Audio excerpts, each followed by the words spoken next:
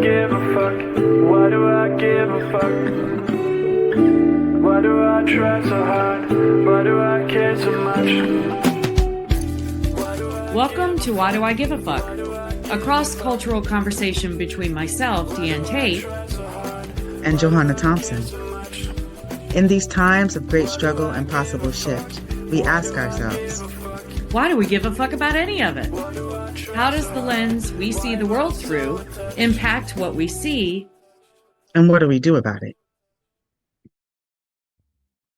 I get to start. Yes. You get to start. Let me tell you what I'm starting with. I'm starting with what did I get to learn about my good friend and colleague here on this podcast when we were spending time together in South Carolina. So first thing, Deanne likes to walk down the middle of the streets.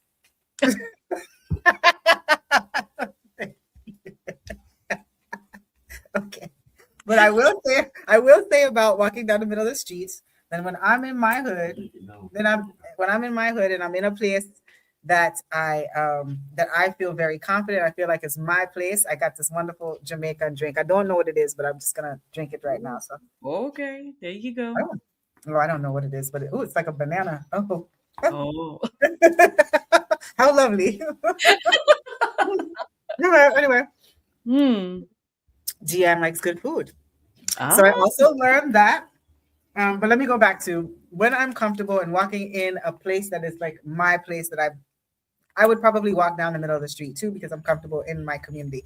The thing that was funny about walking down the middle of the street that actually was demonstrated later on in the day is that somebody did accidentally step off a curb and almost got hit by a car that was in a non-white body that day in South Carolina. And remember, I was like, that's why we don't walk in the streets. Yeah. That is why we don't walk in the streets. So that's the first thing. But yes, Deanne loves good food.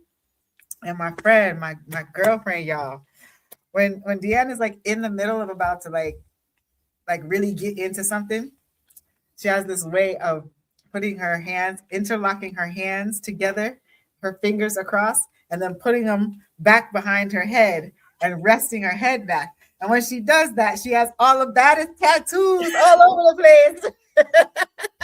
So y'all can't see that when we're on this podcast, but like if you know US culture, right? Seeing somebody with like a whole bunch of badass tattoos all over their body. So then you're like, okay, there's a deeper dive to this. There's some other like soul bringing that this white woman is bringing in the house, right? She has all these tattoos on her body that have some significance, that are telling some type of a story. So that is like offering another layer, which I absolutely loved. I love being able to go to Hannibal's and eat some food, and then being able to go to the Olive restaurant and eat some food. And there's something about going to a place and people, ordering the food that they love, and then you see like what the commonalities are of how you like to eat, right? Right? How you like to eat, like, oh, okay, we have so many similarities. There's some things that are different, but we have some similarities of food that is just food that's good that we share in common. I always used to be really anxious. So we culturally talk about CP time. And I like to say that I'm an in time type of person, because time for me is very circular, and I show up and I'm present when I'm there and I'm in time. And we culturally have a saying about white folks, be like before time or on time or extra and urgent. Early. So I've always been like on a scramble to get onto our appointed time for us to meet with each other, our scheduled time. And so I might be like, Deanne, I got 5 minutes, 10 minutes, whatever. But being with you, it helped relax me, because when I'm like, oh, I have to get up early to do stuff, I'm like, Deanne is not up early, because now I know that you're not up at like 5, 6, 7 o'clock in the morning. Like I have an imagination. No. White folks get up and they do their yoga and they eat their coffee and their breakfast in the morning time. And then by like 10 o'clock, they're like, what's happening for the day? Where, CP time is a different type of flow, a different type of vibrational energy. So it was nice to know that, okay, we get up about the same time, we move at about the same pace, we're ready to engage each other about the same time, and that could be something that you could have concerns about going into a place. But seeing that we have those level of commonality made it so much more clear as to why we are able to get along in the way that we're able to get along. And I've Yeah. spent a lot of time taking Yeah. up space in cafe, but I wanted to. So your turn. Yeah, it's funny. I mean, I am chronically early to everything. I think we've talked on the previous episode that my mother was late to everything. And so growing up, we were always late, and we always used to laugh and say she'd be late to her own funeral. So I went the opposite direction, and I'm early to everything. Excuse me. And so I'm early to everything. That's kind of my chronic issue. And I remember thinking when I was planning this, because I lived in Charleston for 22 years, you had not been there before. So I was kind of in charge of like planning the itinerary. And I was so nervous that, I mean, I think I asked you at one point, I was like, are you okay with doing all of this stuff? Because we packed in quite a few things. That is right. You did ask me that. Yes. Yeah, but I tried to make it so we started, midday. I didn't want anything super early. I mean, I'm for the most part, I'm retired. So morning is just not, no, I take a belly dancing class on Saturday mornings, and it's at 10 a.m. And I got to tell you, there are so many times that I keep thinking it's at 11, because that's when I want it to start. I don't want it to start at 10 a.m. because that's too damn early for me on a Saturday morning. But learning that we have those similarities, right? Yeah, you can't know that until you spend time with somebody. Yeah. So you know that, like, oh, look, there's so much more that we have similar than what you were thinking in your mind and didn't even ask or didn't know, but made a kind of cultural, like, she's always on time. She's a white woman. I got to be on time. She's up early. And that is not the truth. No, that is not true. Although, do I get anxious when I've made an appointment with somebody and the time is coming and they're not showing up? Yeah, I will get.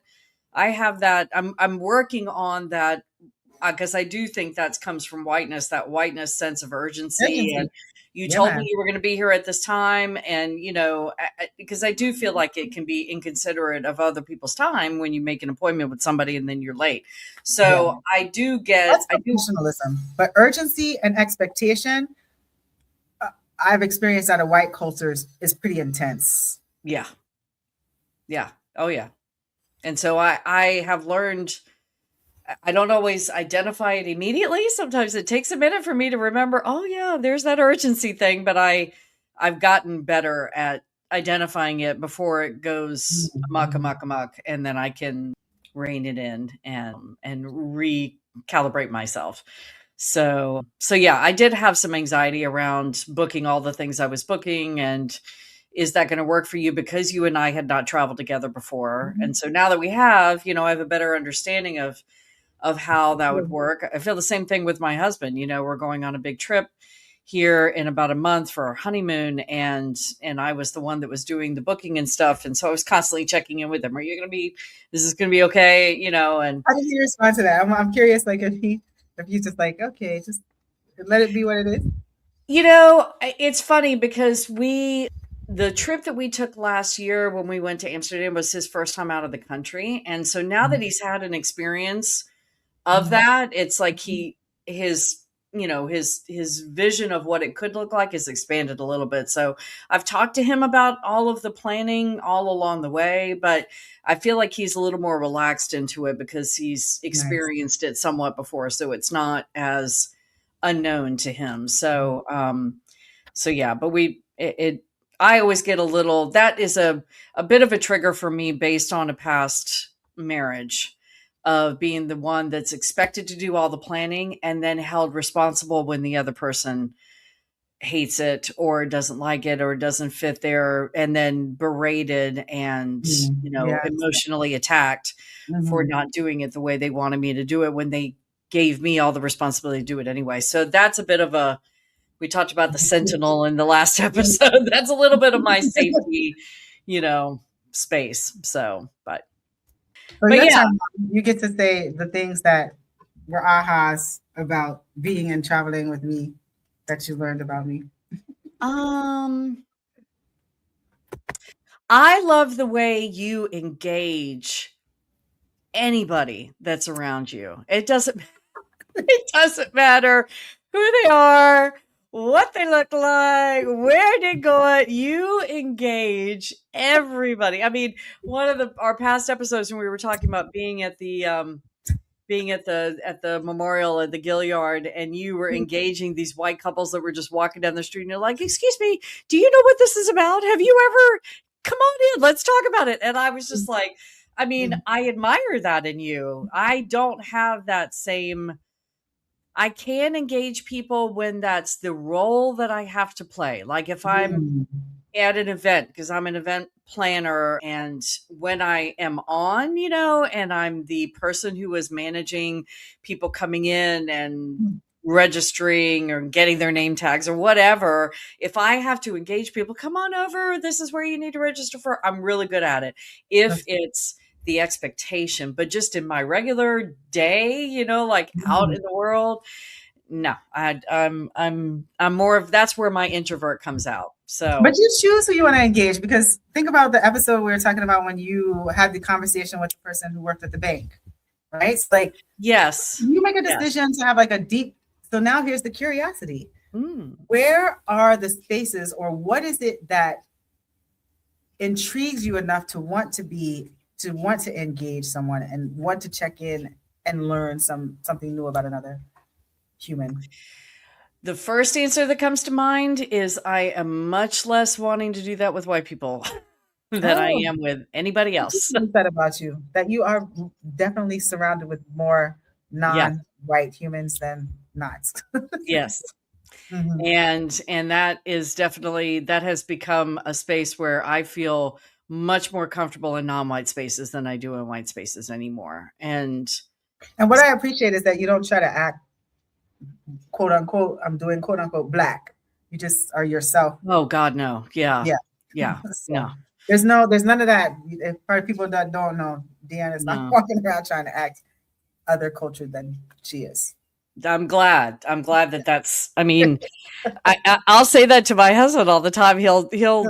He'll kind of like entice me or invite me to drop into AAV or something like that. And I'm like, no, you can say that, not me. And, that's not what I do. I don't get down like that. I'm just like, no, that's, you can say that all day long, but I will not be saying that. And he laughs, and, so I'm glad that that's a line that you observed that I don't cross, because I want to be. Oh yeah, but I mean, hence our relationship. Yes. Because had you have been one of them type of people, yeah, I would engage you differently for sure. Yeah, it's I was just about to launch into a story, but that's not, it's not of the two of us. Well, my husband and I were reflecting on the first time that he went to meet my mother.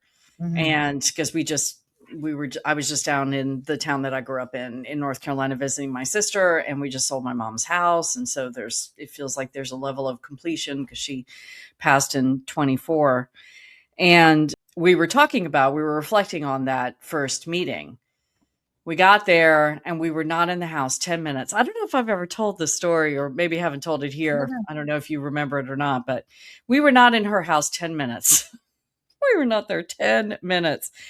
And she was talking about my brother, who was black, and the mother of his children was white. And we were talking about her, and about how she is now in another relationship, or was in a relationship with a black man. And my mother, God rest her soul, said she's something to the effect of, it's not the exact words, but she continues to make beautiful mixed breed babies, was what she said. No, I haven't heard that one. And I thought my head was going to explode. And babies.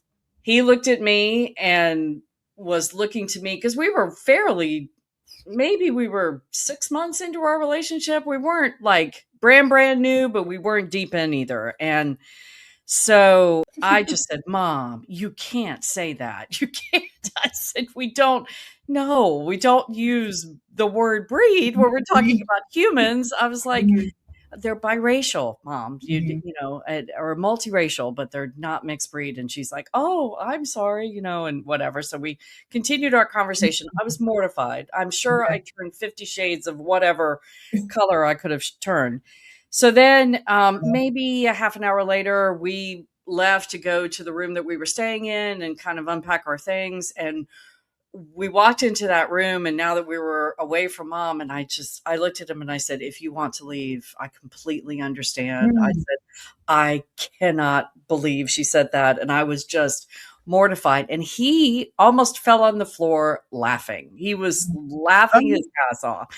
He was like, I understand she's 80 something years old. It's the culture it's the era that she grew up in. I know that's not where her heart is. And he made all these excuses. But later on, uh, just recently, a couple of days ago, we were reflecting on it again. And he said, the point of all this storytelling is, he said, your response to what she said had everything to do with our relationship continuing.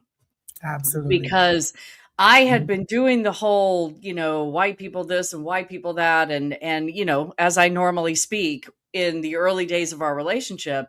But when he saw how someone close to me said something, they shouldn't have said, and I responded in the moment, and then I apologized afterwards. And this is not to center my reaction, but he was like, your response in that moment had everything to do with why I stayed in this relationship and kept going with it.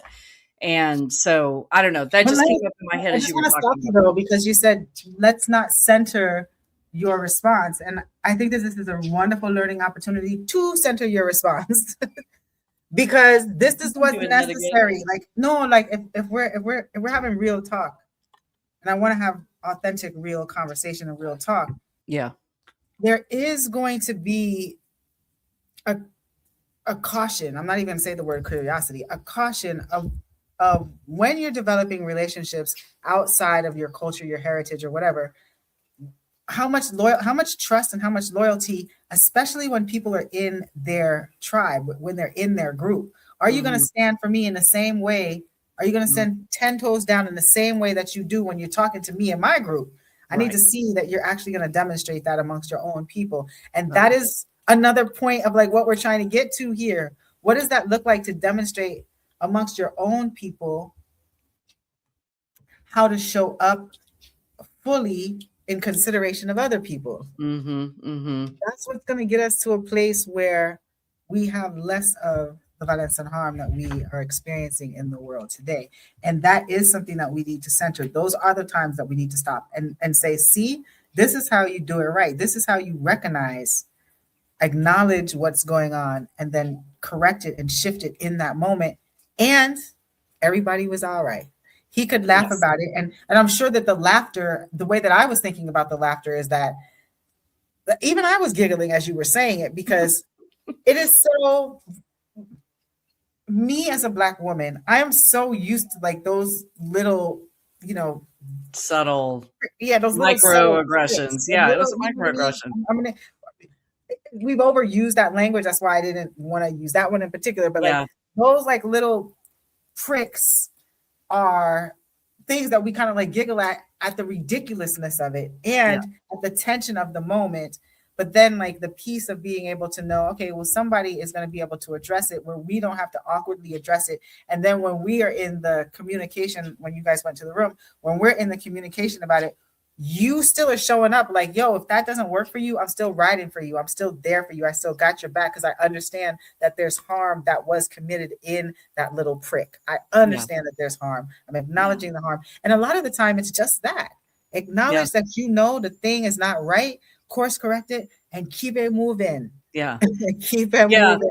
I remember his laughter, and I mentioned it to him, and he's like, the laughter, in a lot of ways, the laughter was a release of relief that you actually heard it, addressed it, saw me. We were talking about just being there for each other. And so that was, and now I'm married, which I'm so glad that he stuck around. I'm glad that is it. Well, down that rabbit hole, but let's circle back to any other type of things that were an awareness. Like, I wonder if Black people wash their hair every day, or I wonder if, like certain type of food she's gonna want to eat that we don't have inside the actual Airbnb. Not when we went out to restaurants, because obviously Right, right, food, but like, were right. there any things that you were thinking that was surprising or that? Not the do they wash their hair every day? I've learned that already from being around my stepdaughter and some other folks and but that was something I had to learn. That was something that the whole you and I have talked about protective hairstyles and things like that. So yeah, I didn't have to learn about that. I didn't have nervousness about making sure that you had the food, because you and I talked about that and I was like, what do you need in the house? And you're you were telling me, you were like, I'm kind of a grazer. I eat little, I'm a snacker. I eat little things at a time. And so that was helpful. I do have nervousness about that. My mother-in-law is coming to visit this week actually. And I do have nervousness about that. Is the food in the house going to be the right? I don't know how to cook. I mean, I do know how to cook, but I don't know how to cook the way I know she cooks. And so I'm nervous about that. We haven't had, You're gonna try some collard greens? we haven't had his family over for any kind of food gathering yet. And and that's largely because I'm just, it's like, we're going to have to cater or something, because I would be, I would not be able to do it right. I'm sure, I mean, I don't. Make sure you clean it. You must clean everything off. And then you must season it. Season it. Oh, well, I know. And that's where, I no seasoning. For everybody, I got a hand and a finger. No seasoning. On the face. No melanation, no seasoning. I mean, I try to do that better, but I'm aware that I don't do that well, or at least I don't do that. You do it differently, naturally. I need to with intention, right? Did I learn anything else about you? Yeah, definitely the engagement piece. I had never seen you move in space with like other humans. The only conversations that we had been like this, or had been, that one time that we had dinner together and then you were here for my wedding, but that was such a crazy time. I don't remember. It's a blur for me. So being in space with you and moving through space, and seeing how you engage others and seeing how, that felt like it informed like my full picture of who you are. In what way? Aside from, well, because when we have these conversations, it's there's a very, I don't know, there's a structure to it that doesn't lend itself to seeing me engage with other people. Spontaneous, right? There's no spontaneity. I mean, there is spontaneity in our conversations, but we are just talking. Right. But we plan to sit here and we plan to, there's still that, it's a bubble kind of existence. And so when we were together and we were moving through the streets and we were experiencing Charleston together, that was not within the bubble, right? And so there were going to be different people. There were going to be different things that happen. I start walking your ass down the middle of a street and you lovingly put your arm around my shoulder and say, well, let's not get hit by a bus, and your white privilege is showing. Let's go over on the sidewalk. And those are the things that we wouldn't experience in this bubble existence of being virtually together. So all of that was wonderful. I feel like our music tastes might be similar. It was in the car you was popping that playlist. I love it. We had a chance to listen to some good music together, and just, I mean, the thing that I always knew about us is that we would always have the opportunity or find the opportunity to have incredible conversations with each other. Yes. And that didn't disappoint. I didn't feel like you were trying to run away from me because you needed space, which I appreciated. That must mean I was doing something right. And, but I have to say, I mean, I knew you were ready. You needed to go. And I know you were afraid of getting stuck. But I was really sad when we didn't get to debrief, when you had to leave so quickly. And it was just like, I was very glad that I was with Elena and we went to dinner and I got to process with her because I didn't get to process with you. And so that made me sad. Okay, so then we need to be processing. Well, I guess part of this conversation is a bit of a processing of it. It is a bit of a process. Yeah. And in what ways would you want to process? So first I'm acknowledging and hearing, and I did in the moments when you were like, I'm not ready for you to leave. And I did feel in those moments. And I was like, don't do that to me, Deanne. Don't put that level of pressure on me. I have to get back. But yes, it would have been nice to have been able to have that extra amount of time to talk about our experience. But to your point, we're making this time right now. Yeah. Because for those that are listening that don't understand the context, we recorded our episode that's going to drop. Well, I think it's going to be 2 episodes. That's going to drop June 30th and July 5th. And we recorded that in person with our audience and our guests and everything. We cleaned everything up. I dropped you back at the rental and you caught an Uber and I left, and so it was, after being together for 4 days, it was like we did the thing and then you were gone, and which I completely understood, but I was trying to get in touch with, I guess, my feelings around that and just be, aware that that day was such a culmination of something that we've been planning for months. And then it just was like, poof, you were gone. So, but I processed with Elena and, was able to, I wasn't completely, devoid. And I think also too, it was really nice being in person with you. And, I think we had a lot of laughs. Yeah. A lot of aha moments. So, it was joyful in that way. I want to ask a question of you. Do you feel like, is there anything that you've learned about yourself through the process of doing this podcast for the past 100 episodes, aka 2 years? Let us take time to talk about that in our next episode. I'm gonna leave out these cliffhangers so that that was definitely a cliffhanger. Subscribe and like and follow us. Yes. And continue to listen to us having these conversations. Yes. All right. Well, I guess I'll just have to wait until next time to hear your answer.